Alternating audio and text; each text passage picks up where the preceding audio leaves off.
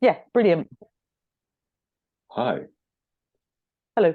and please tell me what is the concept behind your NFT piece, VOXXCOIN?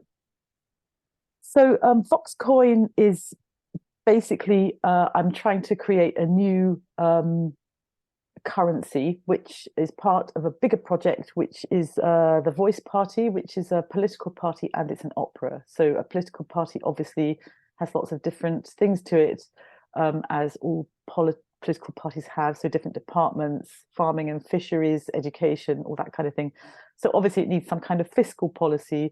But I do want to be clear that it's not just a political party that stood in the 2019 election in the UK. It is an opera, so it's using a political structure as an opera. And VOXXCOIN is actually using or attempting to use the structure of currency also as an opera, but also with the intention that should the Voice Party ever come to power, that it would have a currency that could be used. It's a big conceptually, it's very big and hard, but this VOXXCOIN um, is the first attempt at that. And how and why VOXXCOIN? Why you choose this title? Because it's a coin that's made of encoded voices, and the whole of the Voice Party is using music and voices. And can you tell a little bit how this NFT part works in So this? VOXXCOIN is in two acts. So VOXXCOIN is the global name, and the NFT part is called Stake, and then the blockchain is called Potlatch. And the stake part, which is where the NFTs come in, is simply participants having their voices, participants in the installation that was set up, have their voices encoded into NFTs, coins. And so it's quite a simple process in a way. And these would become the raw material, the basis upon which any currency could be used. But of course, my voice would be the Genesis block. um, And why voice, right? Why the voice is the main attribute of that currency? well, all my work is to do with voice, and I'm fascinated by voice for a myriad of reasons. What it represents culturally, the power of it, um, the physics of it, the biology of it, all these things combined, the anthropology of it. There's so many things you can tell from a person's voice and the qualities of it. And like a voice, like a fingerprint, or indeed a hashtag has got its own unique character. Um, and so that's why I want to use it. And also that I think I'm interested in exploring structures that are not obviously vocal or operatic, shall we say, and using them as operatic material. There's a kind of a fluxus philosophy in a way that's sort of blurring art and life, and that maybe using that perhaps society would be more interesting or more fair or all those things, or more creative indeed, if art and life were more blurred. I mean, I would argue now that art and life is being blurred in not a particularly positive way. So I don't know how I feel about that. But at the same time, I'm interested in investigating this aspect of voice and opera. And how particularly in this piece or in this works element works, how it works, right? There was exhibition, right? Can you just Yeah. So the exhibition was in Berlin, of course, called Process and Protocol, um, and it's the BGNM Gesellschaft, and uh, in particular, Brandon Farnsworth was the engine behind this exhibition.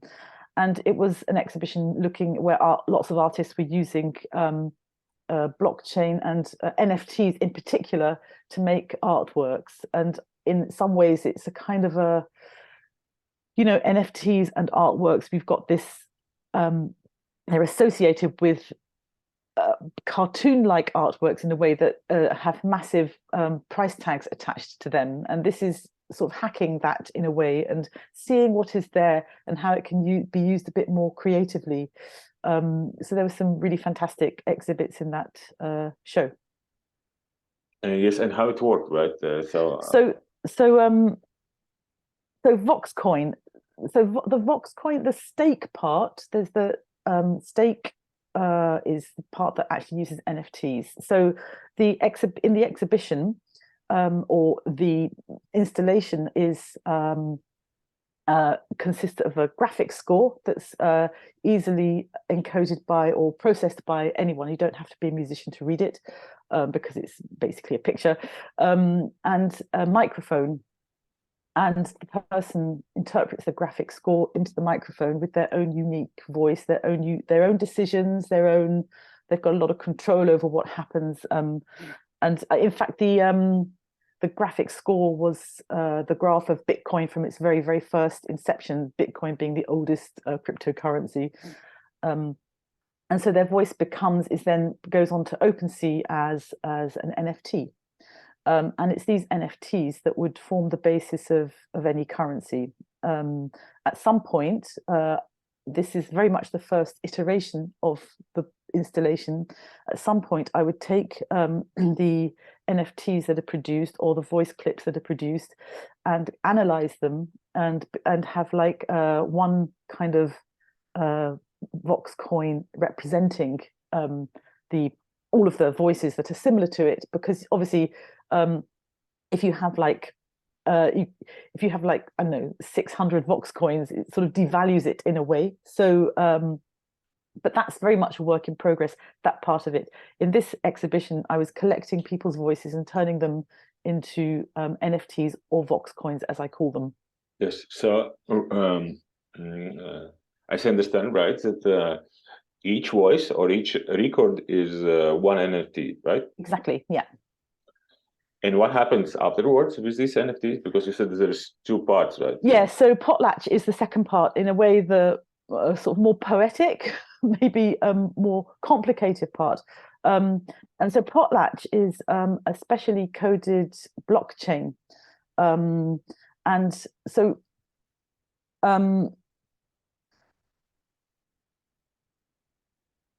yeah, so basically blocks are, so a block has got hashtags in it, which is, and it's using, Potlatch is using the very architecture of a blockchain to make itself in a way. So it's a kind of a way of communicating what a blockchain is, but also a way of putting, because the information in the blocks are auto-encoded voices. So the hashtags are voices. And it works by, so there's two pages to it. It's a website with two pages. There's the interface what people see, and then there's the back end, which is the submission page. And so speech samples are put into an auto-encoder, so that then the voices are encoded, put into a blockchain network simulation, and then the encoded voice comes out of the blockchain simulation with a phrase attached to a vocal synth, and then the output is synthesized speech. So basically, the participant becomes a node in this whole thing, and that they can actually hear their own voice as a node with this auto-encoded speech. So, so it kind of, I mean, it's not a pedagogic piece, but it does promote an understanding of blockchain and what it is. But also, it's got a lot of potential sonically, because one of the questions is, you know, what's the sensory aspect of it? What do people actually experience? What do they hear? At the moment, they hear a voice going, "Truth, lie, communicate, communicate," and it kind of has a rhythm to it, and it's attached to a visual simulation of the blockchain, which is used for the daily blockchain for people to actually follow cryptocurrencies.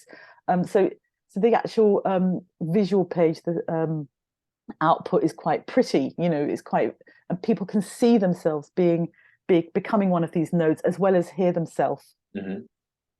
So it kind of promotes, because I'm also I'm quite aware that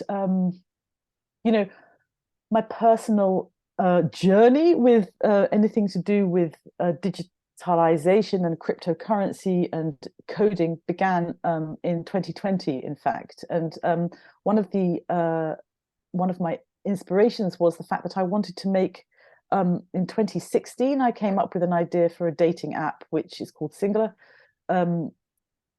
But I had no clue about apps, and I went to people. I was asking, "Oh, can we work together on this?" But I didn't even know what they were talking about. I had no clue about the language that was being used.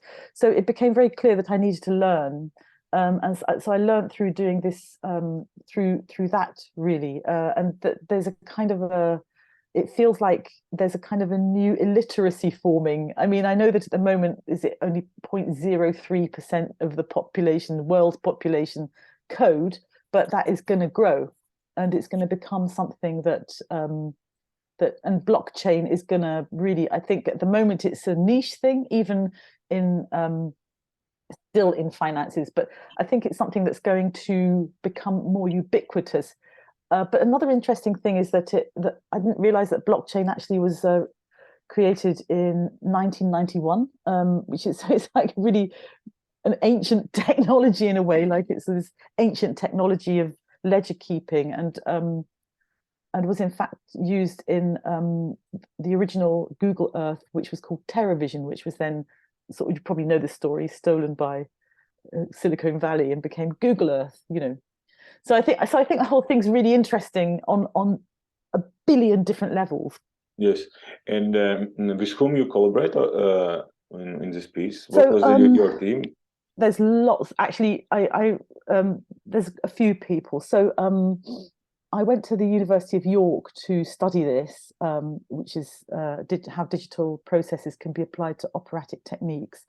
So Tom Collins, Federico Rubin, Evan Snoswell, an American who I never actually met, only via Zoom, called Jonathan Miller, who was dealing with the stake part of the coding, and then of course Brandon Farnsworth, because I mean, to call him only a curator is not doing him service, because he was very, very engaged in all the pieces that were being produced at that process and protocol.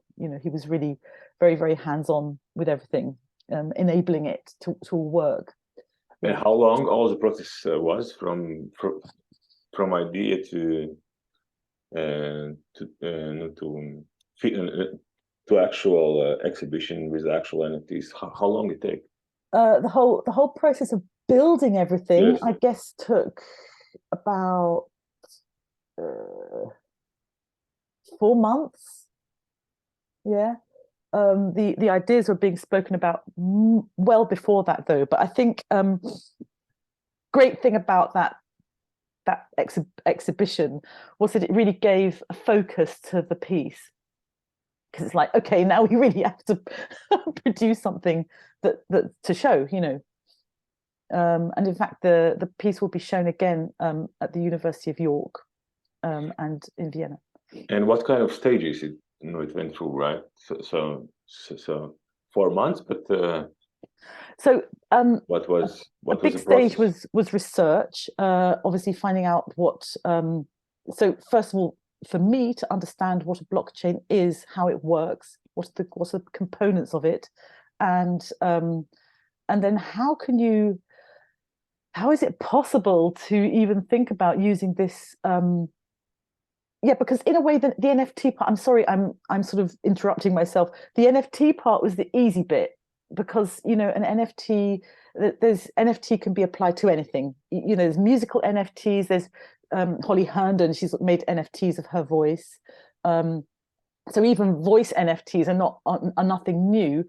I think what is new is how eventually I want to use those NFTs, which is not to be sold, or not to be. So Holly allows people to use her voice via the NFT if they credit her or give her some money or something. But it's not that even. In a way that for her, it's like a way of protecting her voice, that it doesn't just get, you know, cloned or whatever. So it's really researching how this system could be used, and there were some very, very interesting and fascinating things that we discovered on the way, and it was a question of how do you marry all those elements to make something that's really going to work and that's going to really serve the idea, you know. And so I'm still working with Evan, Tom, Federico in order to try and put Potlatch and Stake together, and that would be the next stage, because the thing about Potlatch is that it's quite delicate in a way. So when people stand in front of the exhibit, so that they say something into the program, which then encodes their voice, puts it into the blockchain, attaches it to a phrase, and then they hear this. But the problem is that it really needs a lot of space around it, sonic space, which we didn't really have in Process and Protocol, because of course it was a very busy exhibition space in Akud in Berlin, and there's lots of things going on. I mean, some of the days were quieter, so it was a bit easier. But yeah, so I'd maybe try and do it again with a bit more quiet around the people actually putting their voice into the simulation. You're saying that it's an opera in 2 acts, right? And why opera? Yeah, so the idea of opera is still very much that you go to an opera house. I mean, you don't mind me referencing that, the idea that you go to an opera house and you see a spectacle in front of you that unfolds with a story, normally with a narrative. And I think even in contemporary music and experimental music, the paradigm hasn't really shifted that much. It's still very much a spectator sport in a way. And I'm sort of interested in not just participation for the sake of it, but I'm interested in how can we uncover, because I think actually if you look at how a blockchain works and what goes on inside a block, and the way that consensus is reached by truth or lie, and the fact that the longer a chain is, the more truthful it's seen to be, I find that really operatic. I find that it's like there's decisions being made and consequences to those decisions, and like then somebody tries to give false information to try and, you know, say they've got more money than they otherwise might have. So I think that there is a drama happening there, but it's actually in real time. It's kind of happening not on a stage. It's kind of happening in the digital realm, and that's another thing I'm interested in, is bringing these digital realms to life in the analog world, so that we have a more embodied feel to it. Mm-hmm.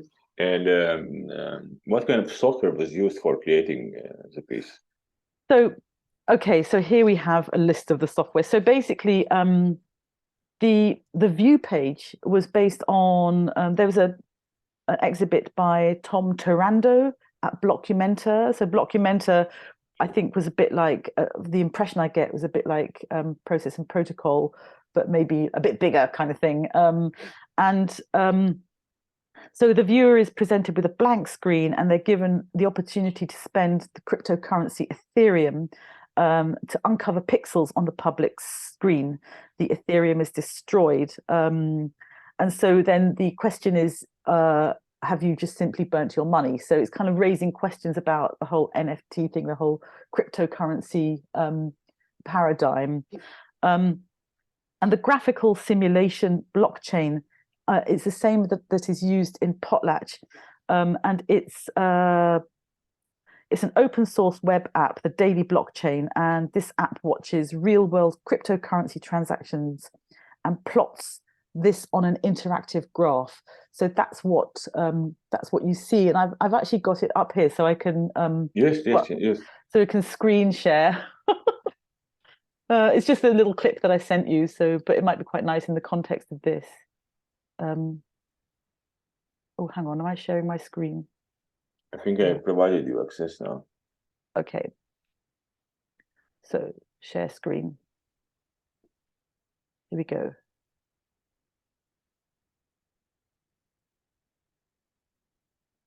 So that's it. That's the, let's get this out of the way. Oops. Yeah. So this is this visual you see here. Yes. Is the daily blockchain paradigm. This is what is used to plot all the kind of blockchain coins that are out there. But there are names, right? These are some... Yeah. So this is what these are names. These are so the person becomes the node instead of the currency. Mm-hmm. And so that's kind of what is used for that part of it. But then there's the submission page, which is a whole other story. And so JavaScript was used to write the block, and immutable for its data structures. And then there's autoencoder, a vocal synth, and yeah, so the machine generated voices narrate the simulation. And could it be, is this work possible without NFTs, right?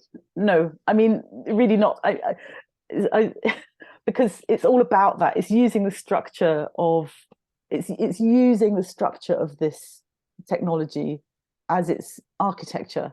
So, and that's one of the things that I'm really interested in. This kind of, so like, I mean, I love fugues for the same reason that it's really a musical architecture, and so it absolutely is not possible without this technology. No, because it is, the technology is the piece, and the piece is the technology. It's kind of they're not, one is not possible to exist without the other with VOXXCOIN. Yeah. And would it be, can you imagine the piece where you use this blockchain and NFTs, but without voice? Yes, it could be used without voice. It could be used, I suppose, with any sound, but then you would have the word. You'd have the phrase. I mean, it'd be quite interesting. Maybe it could be an orchestral piece. You could have an oboe kind of being encoded and then into the block, and then coming out with a phrase, which could be quite interesting, and also quite operatic, because the bizarrely, although it would be digitalized, the instrument would be humanized by a digital voice encoding technique. So that could be quite interesting. It would still be a voice then, but it's really an opera. So, but then you can have, opera can apply to many things. I mean, for instance, you could have like a so Heine Goebbels operas, for instance, they're the opera of objects. So in a sense, everything is a voice in that sense, or a character at least. And how your collaboration, because it's quite a big team, but right? Yeah. How your collaboration with the team, how it impacted, right, concept and so lots and lots of, so you know, I suppose the initial concept is mine. I sort of came up with the idea that I wanted to explore this thing, but I needed a team of people to help me realize it, to actually, because I mean, as you can see, it's a real Frankenstein of a project. So it's so for instance, even the coding language is used. So Python is used also for certain aspects of it. And you know, it's kind of like, it's a real kind of, yeah, it's kind of like a digital Frankenstein of a piece. And so so Tom Collins, for instance, he's one of the tutors at York, and he runs a weekly coding collective that I've been going to, and he was incredibly helpful with all of this, because there's lots of people who come to lecture at the coding collective, and different kinds of code are discussed at the coding collective, and you have a chance to really be very hands-on with it all. And Tom introduced me to Evan, who I worked with more directly, and we had lots of conversations about the architecture of blockchain and how blockchain works, and then how how musical autoencoders work and vocal synths and machine learning. Yeah, because it's like there's a sort of machine learning model used in this that feeds the blockchain, and then the blockchain goes back into the machine learning model. So there's a lot of there's a lot of components to it. So a lot of discussion, a lot of meetings, a lot of what if we try this? What if we try that? Mm-hmm. So it was quite fluid, I would say. And what are three main learnings for you personally? What you learned through that piece? So what I learned through the piece was that I really learned about the architecture of blockchain and how it works, and things like Merkle trees, all this stuff that underpins all these different things, and also the algorithm that it normally uses, this SHA-256, which is not used here but is used normally, and I really found it, although with computer science people kind of glaze over, but I just found it, if you look at it through the prism of opera and drama, it's really fascinating. I mean, it's really interesting how these things interact, and the possibility of it. So I learned an awful lot about that. I also, well, for me, it's been a massive learning curve. The whole thing, just mind-bending, actually. Yeah. And what would you? This is the last question. What would you suggest to other composers who would like to create their own first NFT piece? Well, creating NFTs is really easy, actually. In the end, you start an account on OpenSea, and that's not so complicated. You just decide what you want to do and do it. It's kind of, and there's actually a whole host of YouTube tutorials, which also I kind of like ate a lot. So there's an awful lot of, and there's a lot of open source stuff. That's what's also quite nice about this digital community, this kind of online community, is there's a lot of open source material on things like GitHub. So I'd head over to GitHub and just have a little poke around what other people are doing in the NFT arena, just get in there, really. There's so much material online. And if you want to go deeper into it, then locating individuals who are working in the same area, people who you can really communicate with, and just start chatting about it. And again, there's lots of communities, online communities that work with this and talk about this, and work with each other. So thank you very much. Thank you.